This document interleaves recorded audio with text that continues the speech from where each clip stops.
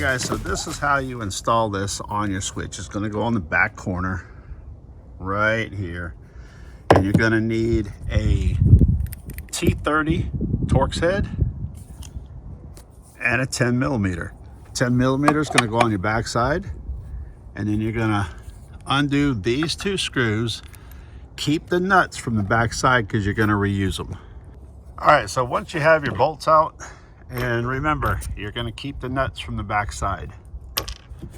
This is how this comes. These are going to fit right in there. And then on the back side, you're going to put your 10 millimeter nut.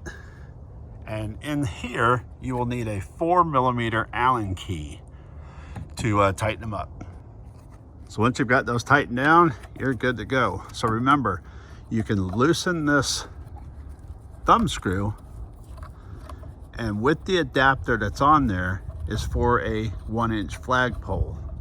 I wouldn't run anything bigger than that because a heavier flagpole with the heavy flag can cause problems no matter what mount you have. But this is the adapter. You will slide this on here if you want to use a flag. If you don't want to use a flag, you can use that 36 millimeter selfie stick. Or if you want to use a smaller selfie stick, then you can also use this adapter. Stick either your flag or your selfie stick in there, or you take this off for your 36 millimeter, and it will screw into the bottom there. It's got stainless steel hardware.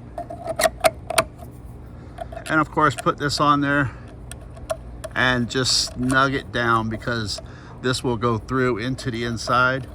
So you will just, don't over tighten this. All you want it to be is just snug against whatever you're using, either the flag or the selfie stick. And either selfie stick, either size. Don't do it too tight because you don't want to rip that nut cert out. That's the installation, guys.